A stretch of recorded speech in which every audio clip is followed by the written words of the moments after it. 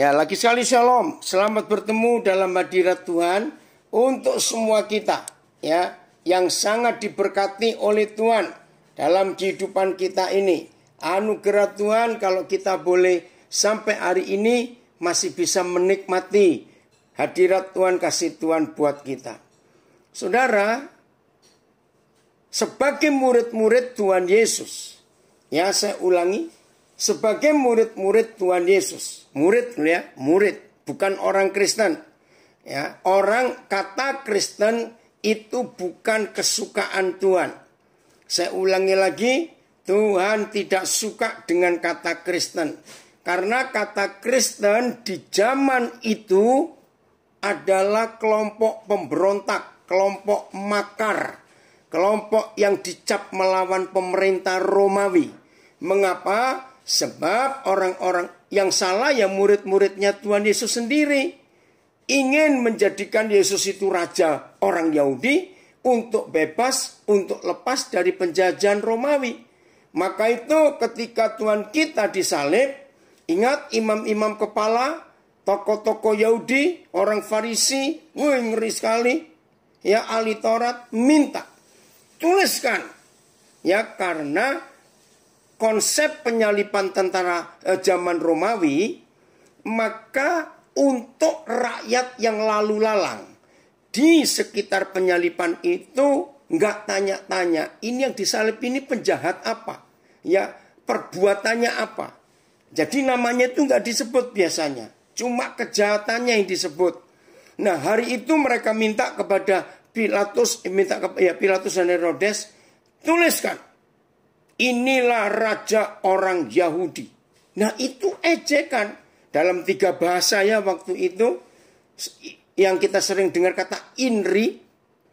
Nah saudara, begitu Tuhan Yesus mati, walaupun sudah bangkit mereka tidak percaya.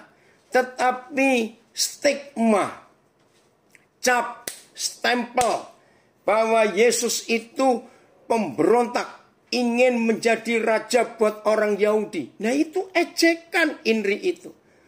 Nah akhirnya semua yang percaya Tuhan Yesus otomatis stigmanya nempel. Ini pemberontak, ini yang mau makar, ini yang mau melawan pemerintahan yang sah. Bayangkan saudara, nama Kristen itu sejelek itu. Maka itu dalam seluruh kisah para rasul 28 pasal itu, kata Kristen cuma sekali disebut. Tapi ratusan kali murid Yesus, murid. Nah kita ini murid. Apalagi komunitas saudara Grow in Christ Community. Berarti kita harus bertumbuh ya di dalam Kristus. Jadi kita tidak boleh bertumbuh di mana-mana. Harus di dalam Kristus. Nah kalau kita bertumbuh di dalam Kristus, otomatis kita harus seperti Kristus. Betul? Nah saudara, kalau kita murid, maka setiap kali kita mendengar kata murid, maka yang muncul di benak kita, awas bilang makan, awas. Begitu mendengar kata murid, langsung belajar. Maka itu kalau kita ini murid-murid Tuhan Yesus, berarti kita suka belajar. Nah kalau kita belajar saudara, pasti dan selalu apa? Belajar hal-hal yang baru. Kalau saudara sudah lulus S1, ngapain belajar yang pelajaran 4 SD, 1 SMP? Kan nggak perlu. Nah ini kesalahan gereja. Roh Kudus diberangus, Roh Kudus dibelenggu, Roh Kudus dikotakkan dalam sebuah nama doktrin. Ketika Roh Kudus hadir sebagai Maha Guru, ingat Yohanes 14:26. Penghibur itu akan datang, diutus Bapa dalam namaku, dialah yang akan mengajarkan kepadamu tentang segala sesuatu. Bayangkan, Mana ada dosen, mana ada profesor hebat yang mampu mengajarkan segala sesuatu? Tidak ada. Satu-satunya dosen yang tertulis di buku, ya, yaitu Roh Kudus yang mampu mengajarkan segala sesuatu. Oke, salam kenal buat Nurmani ya, Nurmaini ya. Saudara perhatikan, kalau kita murid-murid dan dosen kita adalah Roh Kudus yang mampu mengajar kita tentang segala sesuatu, itu namanya Maha Guru. Nah, kalau Roh Kudus itu yang malam ini yang sekarang kita pelajari tentang baptisannya, mengajar kita para muridnya dengan kemampuan mengajar tentang segala sesuatu. Nah, yang enak itu kuliahnya gratis. Bayangkan, diajar oleh seorang dosen yang hebat, gratis lagi. Saya mau katakan kepada saudara, berarti seharusnya kita ini super jenius. Enggak cuma jenius, karena yang mengajar kita Maha Guru, Roh Kudus. Nah, karena dia mampu mengajar kita tentang segala sesuatu, berarti Roh Kudus selalu membawa hal-hal baru kepada kita. Betul ya? Nah, ini yang membuat setan menang. Karena gereja tidak mau dapat hal baru, karena maunya tetap doktrin. Maka itu ketika Roh Kudus hadir pada satu gereja, dan dia mengurapi seorang pengajar, dan menyampaikan kebenaran yang baru, yang tidak cocok dengan doktrin gereja itu, langsung serentak berkata sesat. Itu sebabnya gereja nggak maju-maju. Apalagi selama pandemik ini, banyak gereja tutup. Karena tidak mau diinovasi. Saudara, perhatikan kalimat ini. Nah, tentang baptisan Roh Kudus. Hari ini, ini cucu saya ikut belajar juga.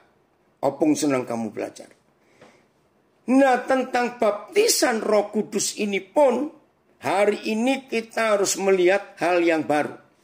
Maaf, semua kita, apalagi yang Pantekosta dan karismatik, begitu mendengar kata baptisan Roh Kudus, langsung yang muncul, ada orang tumpang tangan.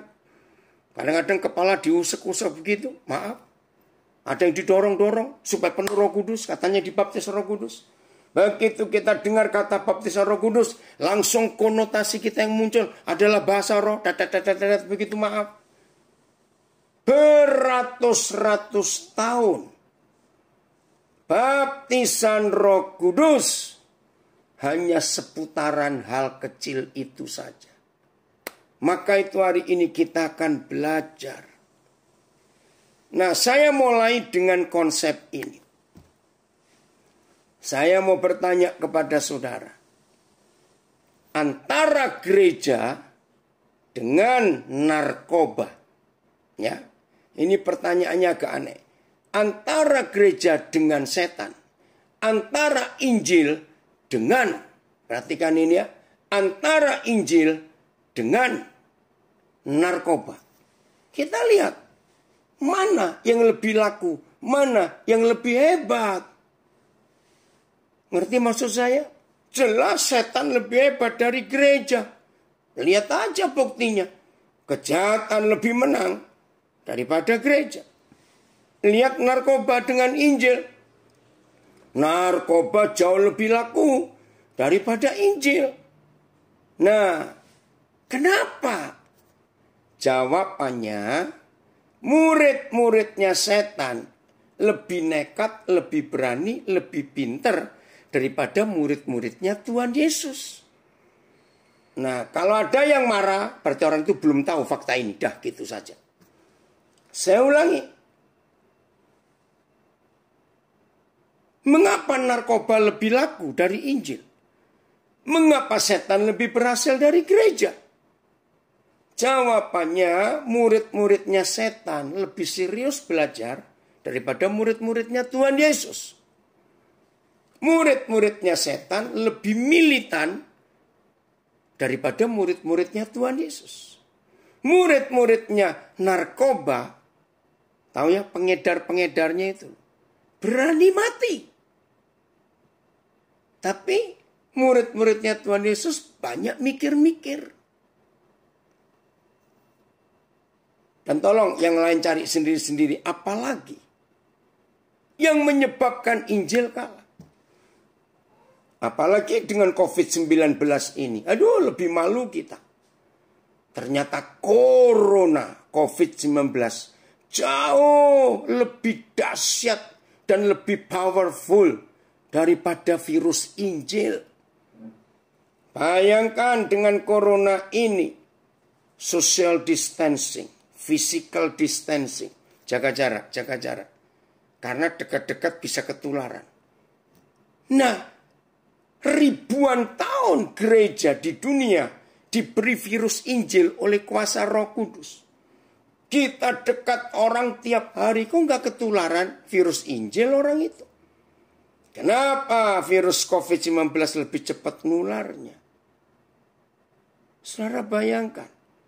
Nah, kalau saudara sempat bertanya tentang fakta ini, maka kita belajar tentang baptisan Roh Kudus, itu jadi jelas bahwa kita perlu baptisan Roh Kudus yang seperti Alkitab katakan, bukan yang seperti doktrin gereja lakukan.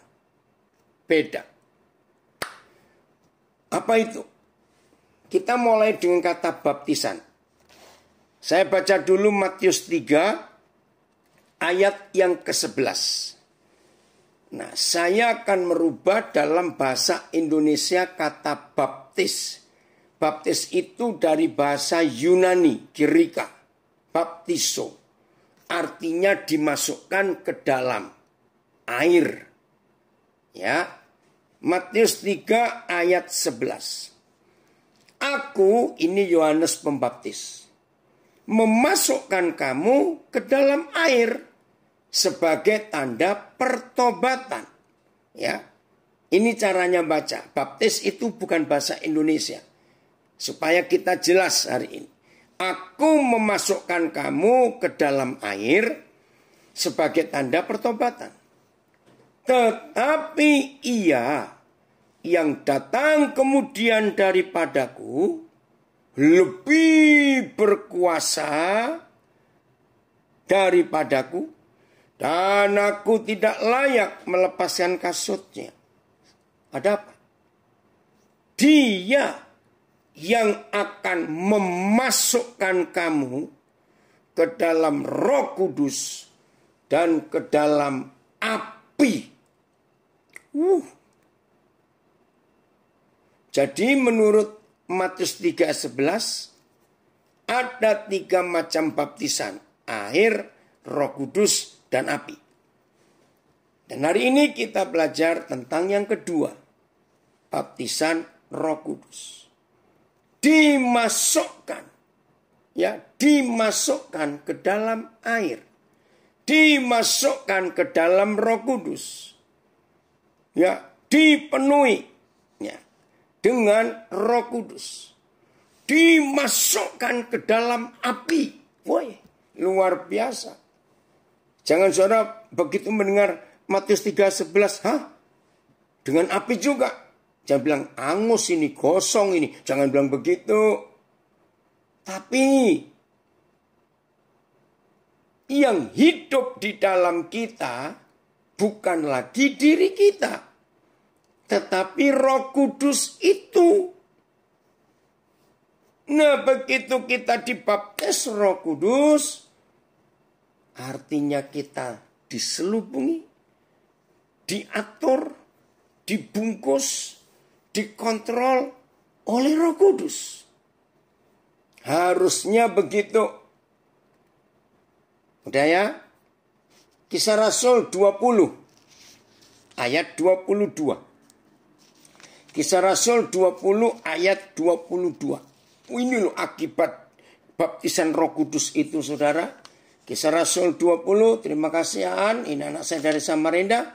Dan menayangkan ayat, terima kasih kepada host dari Grow in Christ Community yang membuka Zoom-nya sehingga ayatnya bisa ditayangkan. Kisah Rasul 20, 22. Tetapi sekarang sebagai tawanan roh. Ini akibat dibaptis dengan Roh Kudus. Karena Roh Kudus itu masuk ke dalam kita dan kita masuk ke dalam Roh Kudus, maka saudara dan saya luar dalam dikontrol, diatur, dibelenggu, disetir oleh Roh Kudus itu. Saudara, lihat berapa hari ini saja. Jangan bilang bulan Februari, Maret baru 4 hari ini. Saudara ngikuti enggak? Ternyata setelah seorang Kapolres di Bandung konsumsi narkoba, mengajak 12 anak buahnya. Ketangkap lagi polisi ini, ketangkap lagi itu. Nah, kenapa saya cerita ini?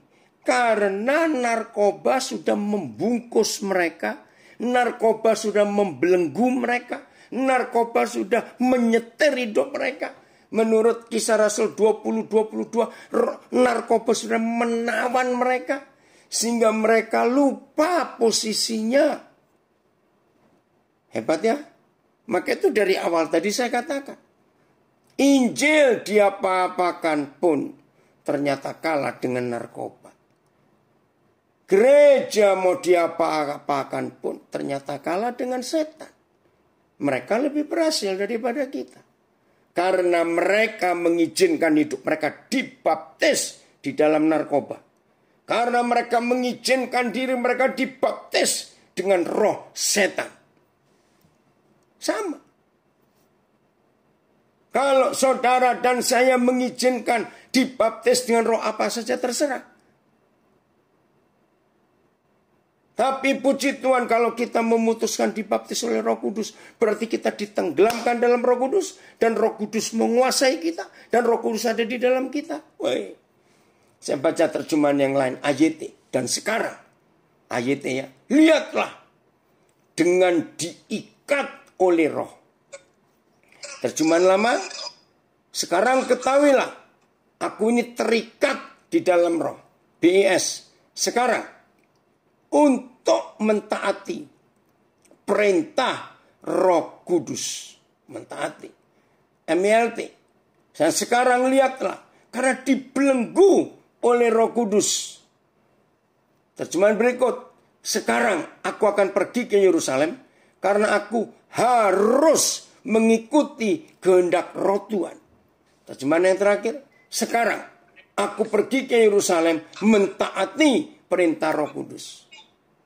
Nah, saudara coba keluarkan yang bisa bahasa Mandarin, bahasa Itali, bahasa Jerman, bahasa Inggris, bahasa apa saja, bahasa Batak, mau Batak Karo, Batak Toba, silakan. Bahasa Dayak, baca.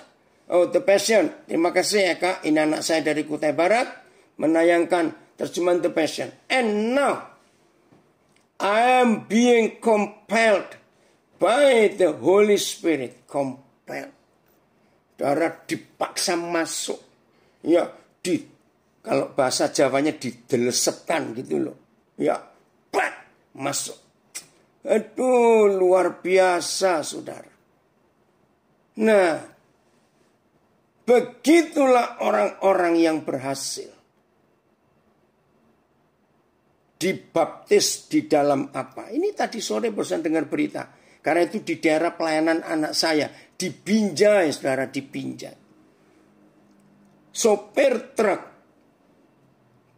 membunuh suami istri dan dibuang mayatnya di parit.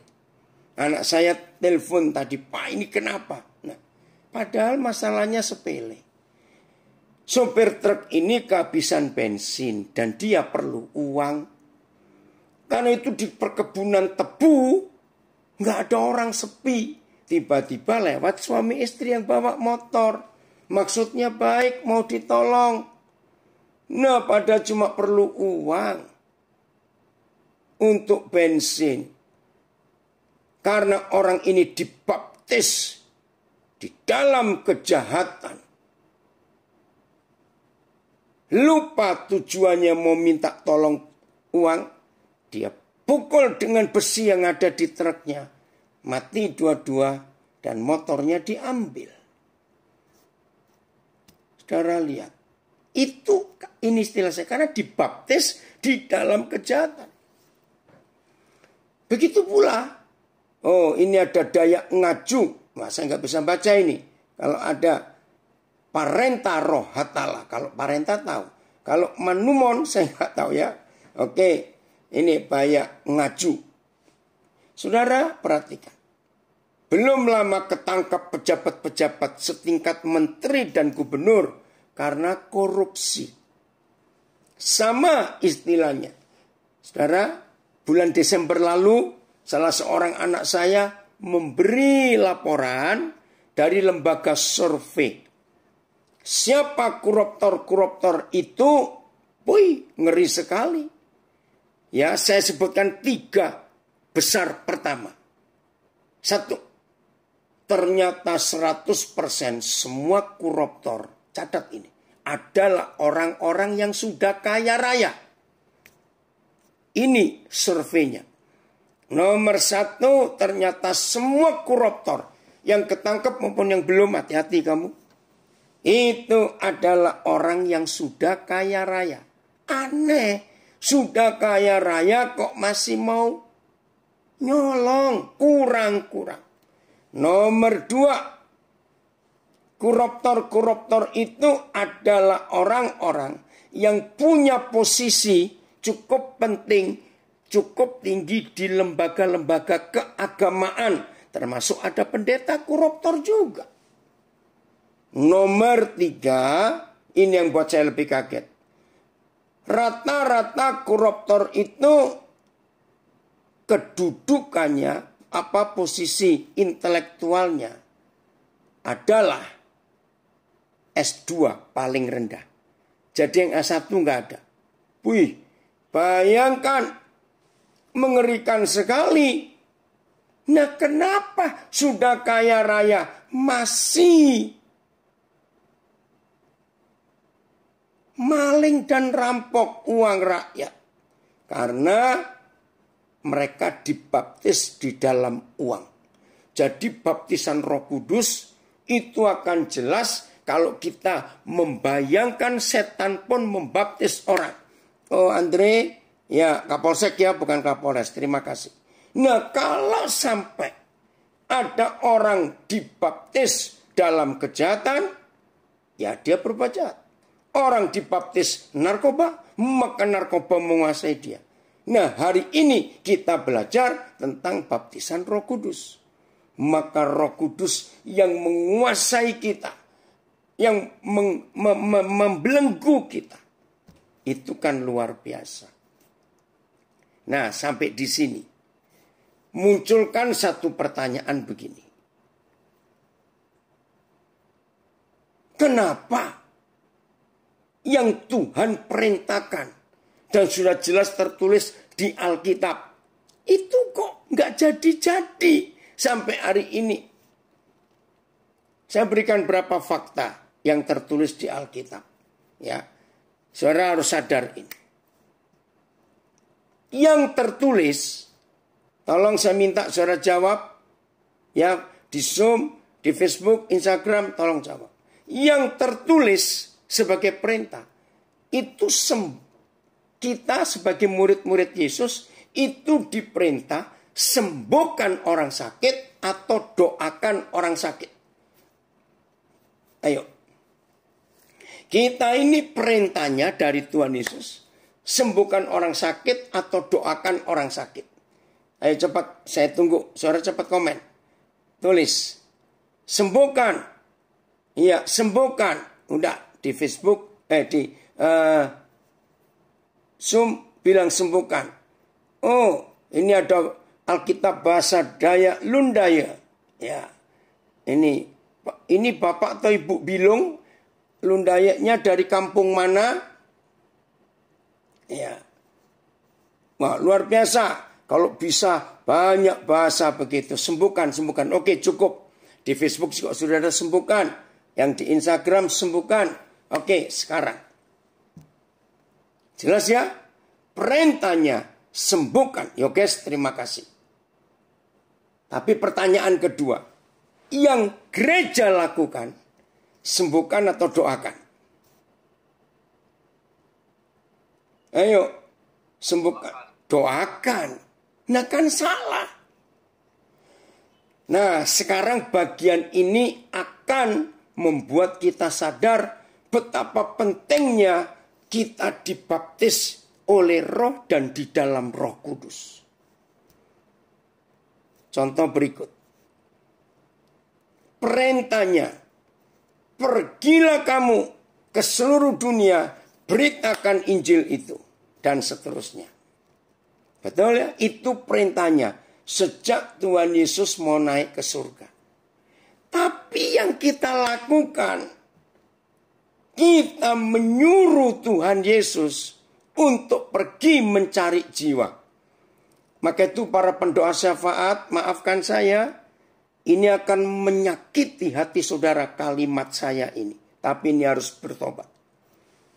Pendoa syafaat ternyata bukan menuruti perintah Tuhan Yesus untuk pergi mencari jiwa. Tapi pendoa syafaat malah menyuruh Tuhan Yesus, selamatkan orang Sunda Tuhan, selamatkan orang Bawean, selamatkan orang Madura, selamatkan orang Baduy. Kelihatannya rohani ya, dulu saya juga goblok seperti itu masalahnya. Sekarang bayangkan, kalau perintahnya kita yang suruh pergi, beritakan Injil. Yang merintah kita mau balik ngecek kita. Yang diperintah, merintah yang merintah. Selamatkan Tuhan, selamatkan. Nah kalau kita dengan Tuhan main perintah, yang pergi siapa goblok? Maaf saya berkata ini. Maka itu penginjilan gak selesai-selesai. Karena kebodohan kita. Betul, ngeri. Bahkan saudara, 2 kali atau lebih saya lupa. Saya datang ke sebuah gereja karena saya diundang. Nah kebetulan waktu itu saya datang lebih awal. Loh saya kaget. Ada 3-5 orang saya nggak ngitung karena syok. Itu kok pegang-pegang kursi bangku gereja. Saya pikir mereka bersihin. Tapi kok nggak bawa lap, nggak bawa apa-apa. Nah yang paling dekat pintu masuk, saya coba dekati. Ini orang ngapain sih? Kaget saya. Ternyata mendoakan. Begini, Tuhan kirim jiwa-jiwa. Penuhi kursi-kursi ini Tuhan. Saudara, saya ngomong kepada gembalanya. Ini salah. Tuhan Yesus nyuruh kita pergi cari jiwa. Sekarang kita minta Tuhan tolong bawa jiwa. Itu kan ngawur.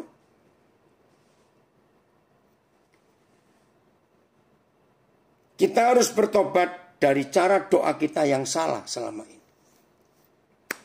Saudara, ada keluarga Bapak A mau cerai. Terus kita dipimpin. Ayo kita berdoa. Seru, roh perceraian kami hancurkan. Tuhan, tolong Tuhan. Jangan sampai Bapak dan Ibu itu bercerai. Oh Tuhan, Kau hadir untuk mereka. Saudara tahu enggak? Doa-doa seperti itu membuat bising surga. Orang Jawa bilang berebeki. Doa-doa seperti itu membuat Tuhan capek. Ngapain kita minta Tuhan untuk orang itu jangan cerai? Kan sudah tertulis. Aku benci perceraian. Puji Tuhan. Hamba Tuhan dari Lawas Malaysia ikut hadir. Betul. Itu doa yang membuat Tuhan pusing. Nah, begini caranya kalau ada orang sakit, sembuhkan. Datangi orang itu, bawa Alkitab, baca baik-baik tentang pola hidup sehat yang sudah tertulis sejak kitab Keluaran Imamat. Bacakan. Banyak ayat dalam Alkitab tentang pola hidup sehat.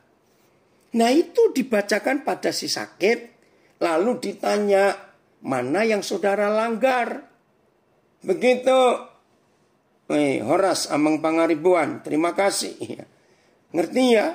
Jadi, kalau ada orang sakit jangan begini. Langsung begitu datang, tumpang tangan, pakai urapan minyak. Aku perintahkan, penyakit engkau pergi. Itu masih lumayan. Tapi ada yang doa gini, Tuhan sembuhkan saudara saya ini. Tuhan pusing lagi, aku nyuruh kamu sembuhkan.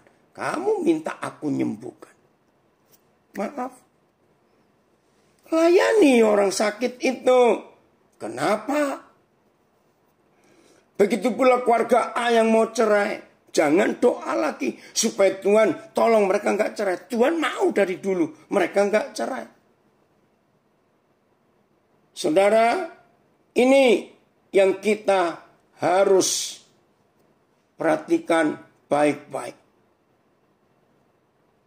Supaya setiap orang yang sedang di dalam masalah apa saja, mereka tahu kebenaran. Nah, ketika kita sudah datang ke rumah orang yang mau cerai itu, terus kita bacakan ayat-ayat Alkitab. Tanya, suami, ini loh peranannya. Istri, ini loh peranannya.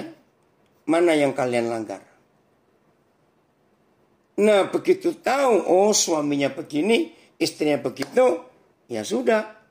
Ayo, tuntun mereka, layani mereka, supaya kembali taat kepada firman. Maka kalau kita seperti itu, firman itu yang maju. Bukan kita nyuruh-nyuruh Tuhan terus. Tidak. Nah, ada banyak sebetulnya yang saya mau sampaikan. Tapi karena waktu. Lalu bagaimana cara merombak ini semua? Jawabannya adalah pada tema kita hari ini. Baptisan Roh Kudus. Karena Roh Kudus itu adalah pribadi Tuhan sendiri. Oke? Kita lihat Yohanes 4 ayat 24. Siapa Roh Kudus itu? Ya, supaya kita tahu Roh Kudus itu tidak terpisah dari Bapa dan dari Tuhan Yesus, tidak. Yohanes 4 ayat 24. Siapa Roh Kudus itu? Supaya kita tahu Tuhan itu roh. Barang siapa, nah saya mau ganti, menyembah itu bukan aktivitas. Pakai gitar, genjreng-genjreng, nyanyi-nyanyi dikit, angkat tangan, bahasa roh. Aduh, salah. Kata menyembah itu artinya hidup dengan Tuhan. Jadi saya ganti. Tuhan itu roh. Barang siapa ingin hidup dengan dia, harus hidup dengan dia dalam roh dan kebenaran. Itu kata menyembah. Begitu pula kata beribadah. Jadi mulai hari ini saudara semua kalau membaca ada kata menyembah, ada kata beribadah, maka saudara harus mengganti hidup dengan Tuhan. Nah, jadi dibaptis Roh Kudus, perhatikan, dibaptis Roh Kudus itu artinya kita dipenuhi dengan pribadi Bapa kita sendiri. Saya ulangi, dibaptis Roh Kudus itu artinya kita dipenuhi dengan pribadi Bapa kita sendiri Dan yang kedua, kita dimasukkan ke dalam hidup dan diri Papa kita. Dahsyat enggak? Kalau baptisan Roh Kudus itu adalah seperti itu. Jangan lupa, siapa itu Roh? Dia Tuhan. Jadi enggak terpisah. Bapa, Tuhan Yesus, Roh Kudus itu enggak terpisah. Hanya fungsinya yang berbeda-beda. Maka itu kalau kita dibaptis dengan Roh Kudus, berarti kita sedang hidup di dalam Bapa kita dan Dia hidup di dalam kita. Berarti mulai cara kita berpikir, cara kita melihat, cara kita mendengar, cara kita berkata-kata, cara kita merasakan semuanya harus seperti yang Bapa inginkan. Karena kita di dalam Dia dan Dia di dalam kita. Begitu pula bahasa roh. Ya, begitu pula bahasa roh. Maka itu kita harus mengerti bahasa Papa. Jadi gini ya, bahasa roh itu terjemahnya. Bahasanya Papa. Ya. Kalau di dalam istilah sehari-hari yaitu bahasa ibu. Jadi kalau saudara dan saya bisa bahasa roh, berarti kita bisa berbicara dengan Papa dalam bahasa rahasia, bahasa ibu. Ya, coba lihat 1 Korintus 14 ayat 2. Wah, ini ada Alkitab dari Dayak Ngaju, Yohanes 4 ayat 24. Maaf, saya nggak ngerti. Tapi ini ada yang kirim juga yang bahasa Loket Manado, yang Kisah Rasul 20. Sekarang kita mau pergi ke Yerusalem, lantaran kita mesti ikut Roh Kudus. Perintah. Jadi ikut perintah Roh Kudus. Oke? Kita tunggu. Udahan? Sabar. 1 Korintus 14 ayat 2. Jadi bahasa roh itu maaf ya. Bukan yang kita lafalkan, tidak. Coba pelan-pelan. Ya son, mantap PKDP perintah. Siapa yang berkata-kata dengan bahasa roh, tidak berkata-kata kepada manusia, tetapi kepada Tuhan. Karena bahasanya Tuhan. Sebab tidak ada seorang pun yang mengerti bahasanya oleh roh. Di mana kita dibaptis dalam roh itu, orang itu mengucapkan hal-hal yang rahasia. Kalau terjemahan lama bahasa lidah. Ya. Jadi ngerti ya, bahasa roh itu adalah bahasanya Papa. Karena Papa itu roh. Itu maksudnya. Nah, begitu saudara dan saya dibaptis dalam roh, dibaptis Roh Kudus, maka seluruh eksistensi kehidupan kita, luar dalam, Roh Kudus semua, Tuhan sendiri yang bekerja. Nah, kesimpulan ada di satu ayat ini.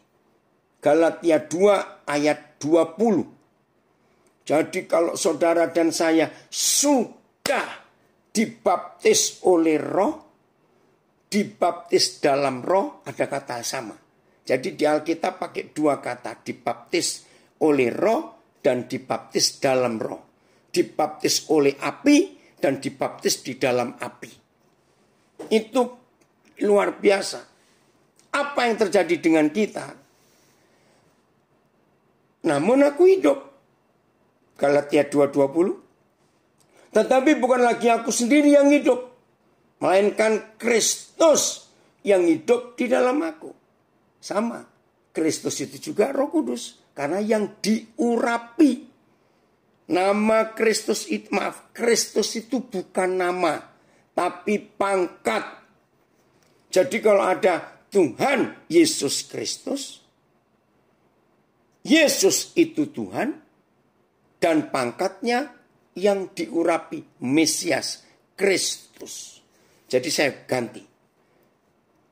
Tetapi namun aku hidup, tetapi bukan lagi aku sendiri yang hidup, melainkan pengurapan itu, Kristus itu yang hidup di dalam aku. Dan hidupku yang kuhidupi sekarang di dalam tubuh fisik, dalam tubuh daging, adalah hidup oleh iman dalam Anak Tuhan yang telah mengasihi aku dan menyerahkan dirinya untuk aku. Ayatnya saya baca. Ya. Aku sudah disalibkan dengan Kristus. Bukan lagi aku yang hidup, melainkan Kristus yang hidup dalam aku. Hidup yang sekarang ini kuhidupi dalam daging adalah hidup oleh iman dalam Anak Tuhan yang mengasihi aku. Sama ya, BIS. Sekarang bukan lagi saya yang hidup, tetapi Kristus, pengurapan itu, yang hidup dalam diri saya. Itu akibat dibaptis oleh Roh dan dibaptis dalam Roh. Ya. Tetapi hidup yang sekarang, aku hidup di dalam tubuh ini, aku hidup di dalam iman kepada Anak Tuhan yang mengasihi aku. Oh maaf, BS saya salah tadi. Hidup ini yang saya hayati sekarang adalah hidup oleh iman kepada Anak Tuhan yang mengasihi saya. Saya bacakan Evaya, ini Penny anak saya dari Nabire. Saya sudah disalibkan bersama dengan Kristus. Sudah. Dan yang hidup bukan lagi saya, melainkan Kristus yang hidup di dalam saya. Sedangkan hidup yang sekarang saya miliki dalam tubuh saya ini adalah hasil iman. Hasil iman saya kepada Anak Tuhan yang mengasihi saya. Oke, sekarang perhatikan ini. Kenapa ada orang begitu gila dengan narkoba? Jawabannya yang baru kita baca. Sebab narkoba hidup di dalam dia. Dia hidup. Tapi bukan dia lagi yang hidup. Narkoba itu. Maka itu narkoba nyetir dia. Kenapa ada orang bisa jadi koruptor? Karena mereka hidup di dalam kuasa mamon. Maka mamon itu yang nyetir. Yang ngontrol. Karena dia dibaptis oleh mamon dan dia baptis di dalam mamon, dalam uang. Termasuk dosa-dosa lain yang manusia kerjakan. Itu hasil baptisan. Supaya saudara bisa mengenal kebenaran ini. Ada translation. Oke, ini terjemahan The Passion. Ya, terima kasih Kak. My old identity, nah identitas lamaku has been crucified with Messiah. Ya, sudah disalibkan. Identitas lamaku sudah disalibkan bersama dengan Kristus Mesias itu. For the nails of his cross crucified me with him. Jadi dengan paku itu, aku juga dipaku bersama Kristus. And now the essence of this new life, saripati, inti dari hidup baru itu bukan lagi hidupku. For the anointed one lives his life through me. Karena yang mengurapi the anointed one, Kristus itu hidup di dalam aku dan lewat aku. Wih, terima kasih Tuhan. We live in union as one. Jadi kita dengan Kristus sudah menyatu. My new life is empowered. Dan hidup baru ini manusia baru setelah dibaptis oleh Roh dan di dalam Roh by the faith of the Son of God, oleh iman. Sekarang saudara, luar biasa. Saya harap pengertian ini menyadarkan setiap kita bahwa dibaptis Roh Kudus atau baptisan Roh Kudus itu bukan sekedar bahasa roh, sekedar merinding-merinding, gemetar, lalu rebah. Maaf, bukan.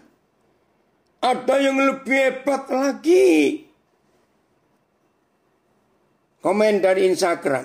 Jadi, siapa yang hidup di dalammu, itulah yang memerintah hidupmu. Setuju. Orang yang dikuasai duit, maka duit hidup dalam orang itu, maka duit yang memerintah orang itu. Orang yang hidupnya dikuasai kemarahan, dibaptis dalam emosi, maka yang memerintah orang itu adalah kemarahan. Maka itu kita tanya, siapa yang sudah membaptis kita? Jadi kata baptisan gak cuma Roh Kudus. Bisa macam-macam. Maka itu hari ini betapa pentingnya. Jadi kalau semua saudara dan saya sudah sadar dan tahu bahwa kita ini dibaptis oleh Roh dan baptis di dalam Roh, berarti semua dari ujung kepala kita, pikiran kita, sampai telapak kaki kita, maka saudara, hanya Roh Kudus, yaitu Bapa sendiri dan Tuhan Yesus yang mengontrol, yang menguasai, yang mengatur, yang menyetir, yang mengendalikan hidup kita. Nah, saudara tahu akibatnya.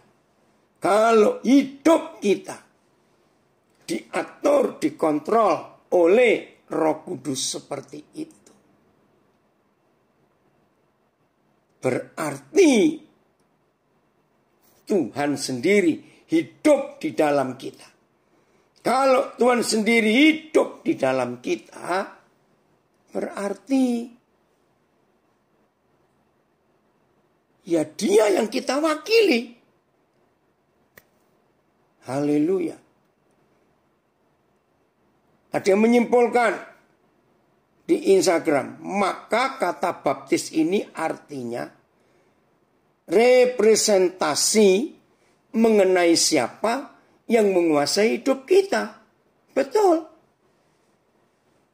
Maka itu kalau orang dibaptis di dalam dosa, ya dosa itu menguasai dia, mewakili dosa. Koruptor dibaptis dalam uang, maka itu pikirannya duit melulu. Cek. Jadi bayangkan, kalau semua kita murid-murid Tuhan Yesus mengalami baptisan Roh yang sedahsyat itu, kita mewakili Bapa di surga, mewakili Tuhan Yesus dalam kuasa Roh Kudus. Jadi nggak cuma bahasa roh, tidak. Makasih Senta, di dunia ini hanya roh dan sangat banyak roh. Di dunia banyak roh dan sangat bahaya kalau Roh Kudus tidak menguasai hidup kita. Betul.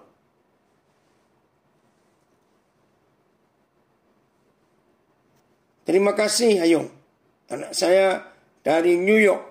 Doa Bapa kami, jadilah kehendak-Mu di bumi seperti di surga. Jadi diri kita anak-anaknya yang membawa kerajaan surga turun ke bumi. Karena kita anaknya. Berdampak, menjadi terang, menjadi berkat, menjadi garam, dan menjadi terang. Amin. Saudara, biarlah hari ini perubahan paradigma tentang baptisan Roh Kudus membuat gereja jadi berkuasa di bumi untuk mengalahkan si jahat. Kesimpulannya, perhatikan. Maka kita nggak perlu minta-minta Tuhan lagi. Tuhan tolong Tuhan. Tuhan tolong Tuhan. Maaf, bukan berarti sombong. Tidak. Kenapa?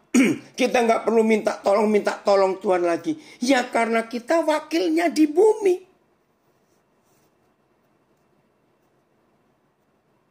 Pertama kali saudara saya keluar negeri.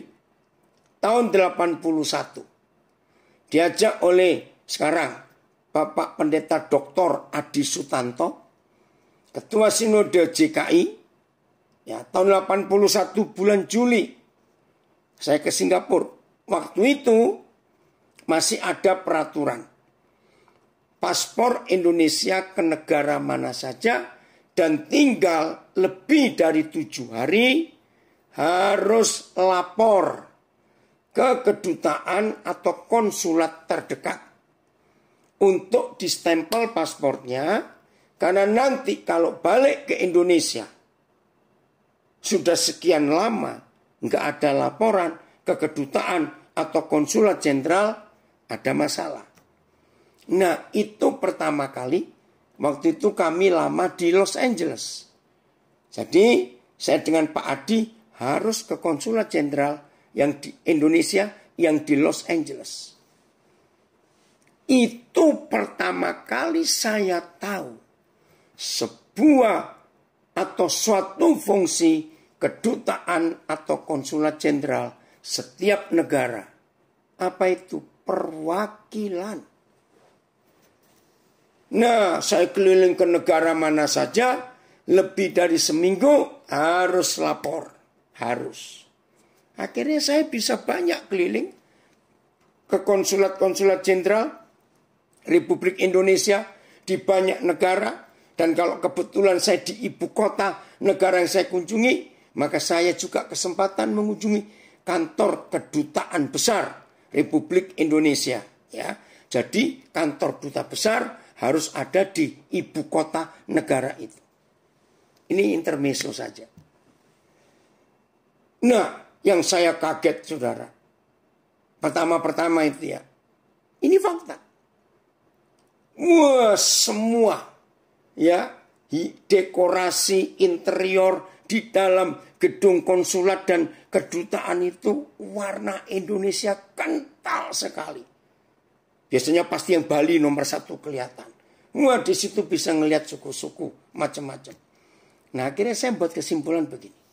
Jadi kalau suatu hari ada orang Amerika misalnya pengen ke Indonesia, tapi punya 2 masalah.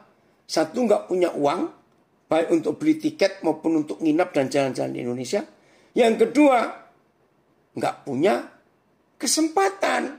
Ya udah, nasib. Uang nggak punya, waktu nggak punya. Jangan putus asa. Datanglah ke kedutaan kantor duta besar Indonesia KBRI atau konjen konsulat jenderal Republik Indonesia. Masuklah ke situ, baca semua informasi, apalagi sekarang sudah ada multimedia, tinggal duduk aja akan ditayangkan video tentang Indonesia. Maka orang ini nggak perlu repot-repot ke Indonesia. Begitu mereka ada di kedubes KBRI, mereka akan berkata, oh ini toh Indonesia.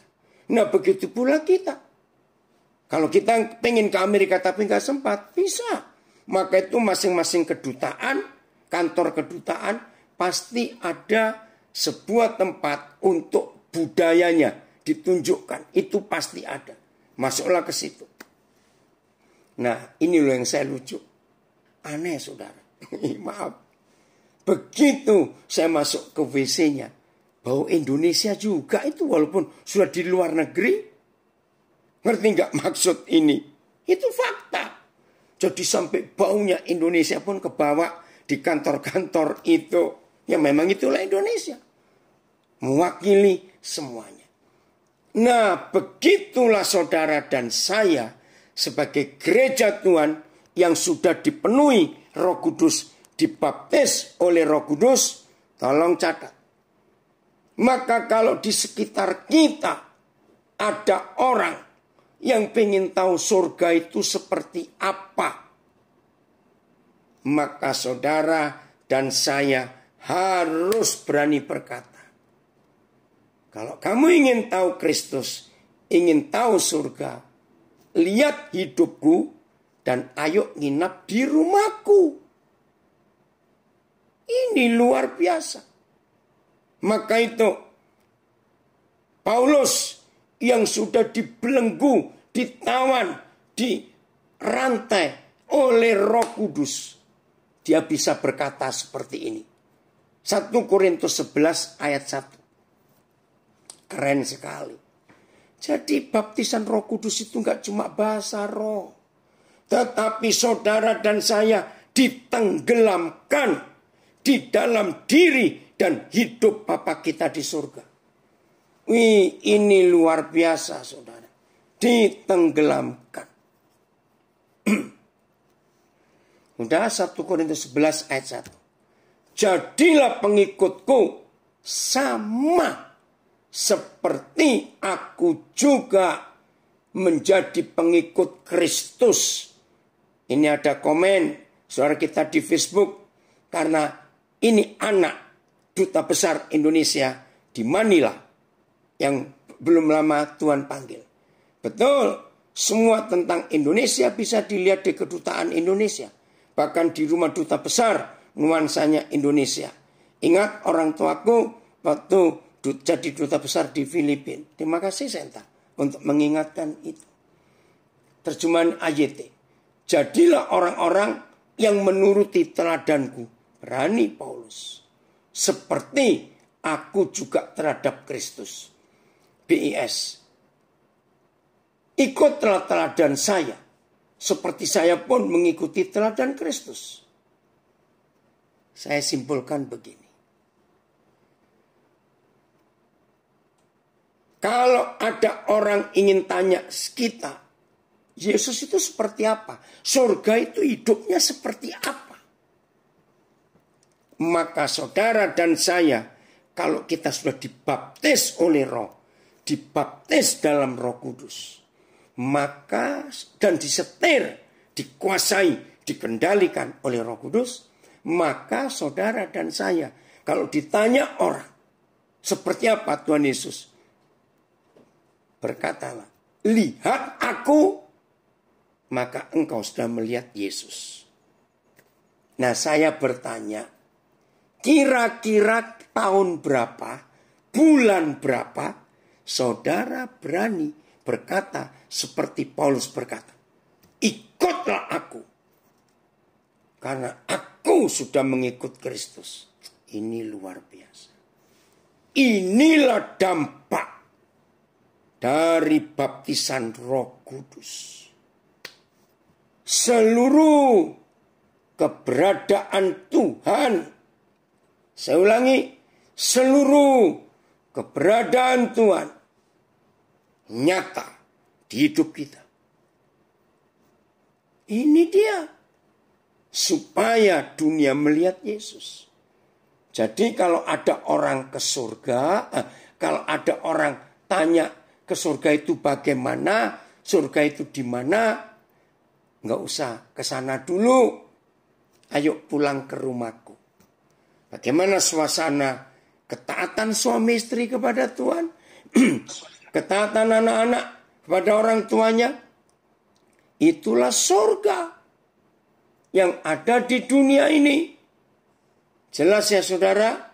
Maka itu hebat sekali kalau saudara dan saya berani meneladani Tuhan Yesus.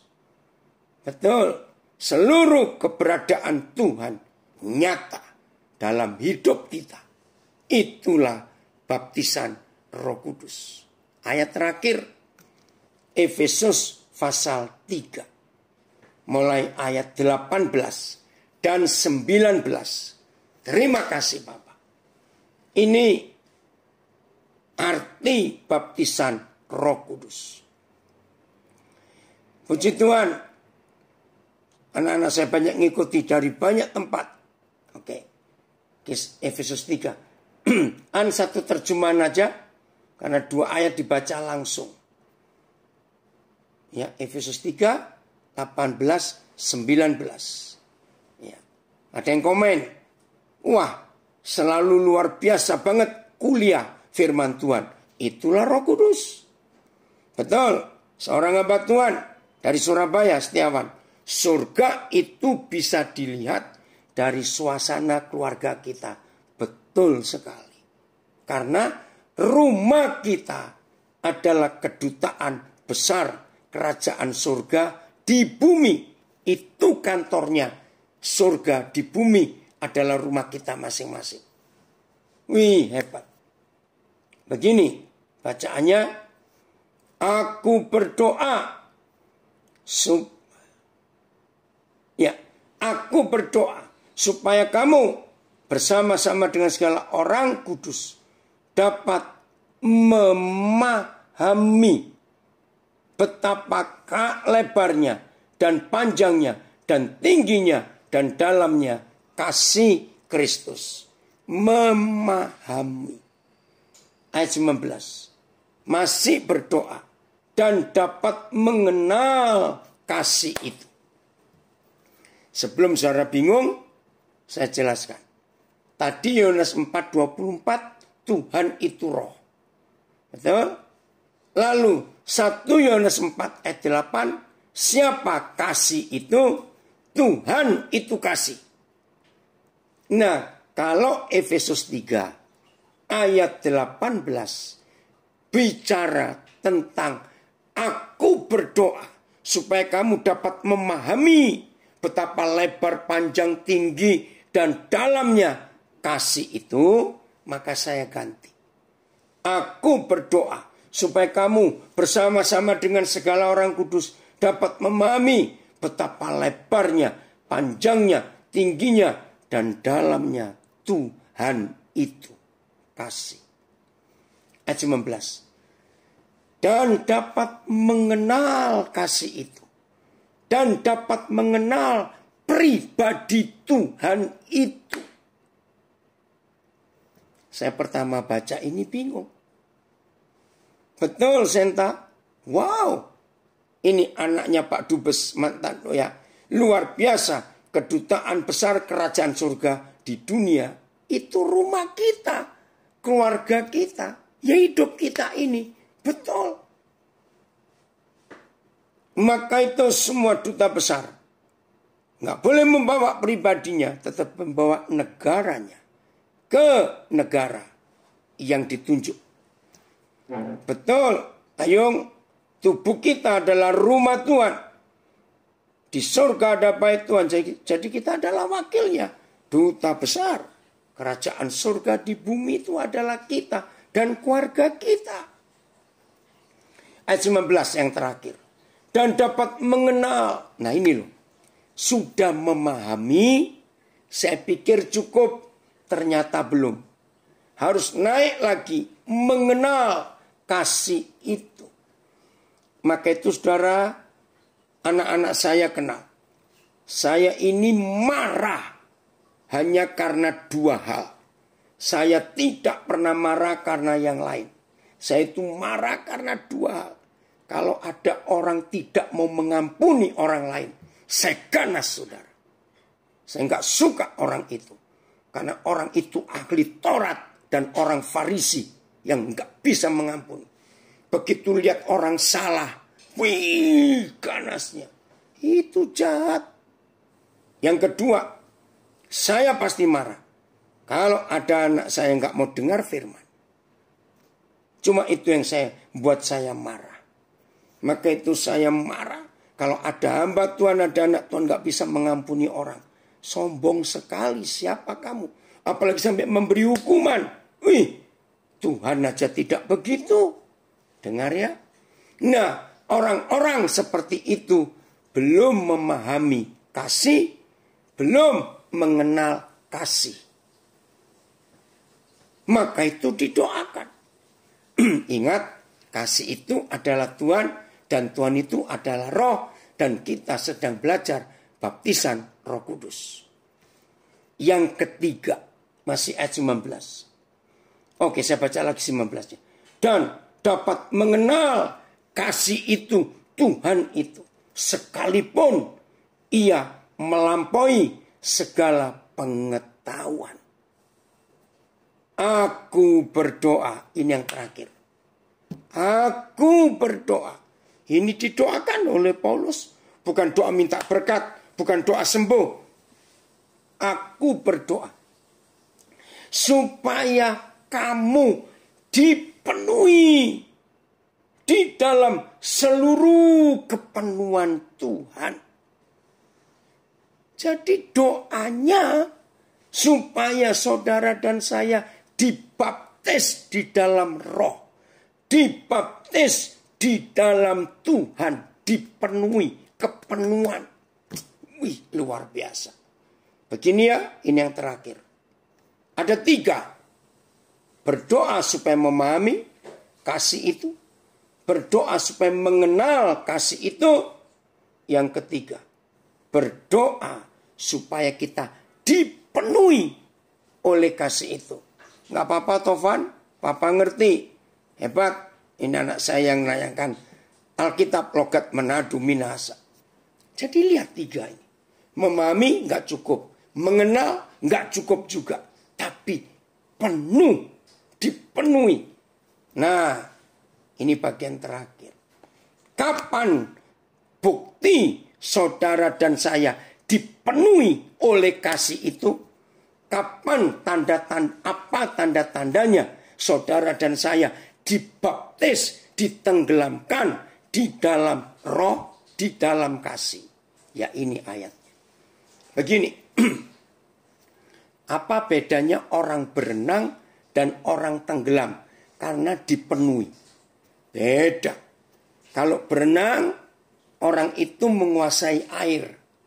Kalau tenggelam, air masuk ke orang itu dan orang itu mati. Maka air yang ngontrol hidupnya.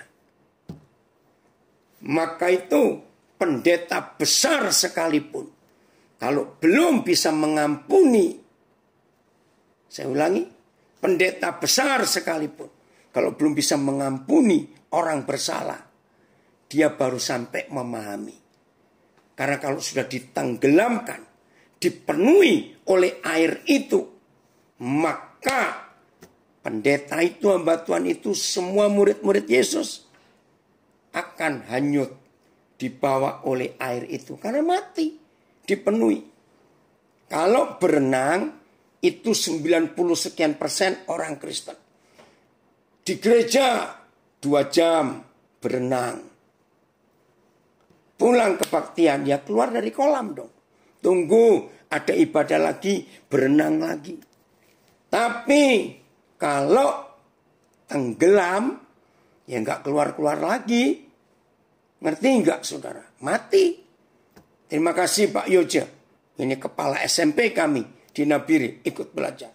Terima kasih Pak Guru Kecil ikut belajar. Maka itu biarlah hari ini semua kita dipenuhi oleh Roh Kudus. Tenggelam di dalam Roh dan hidup nyanyut. Nggak punya hak apa-apa lagi. Bayangkan. Dunia akan jadi seperti apa kalau gereja Tuhan, kalau murid-murid Yesus bisa dipenuhi dan hidup diatur oleh Roh.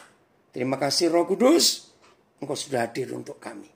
Tuhan Yesus memberkati kita semua. Selamat menikmati tenggelam di dalam Roh dan diatur oleh Roh Kudus. Ayo.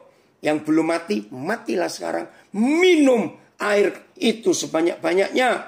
Maka kita tenggelam.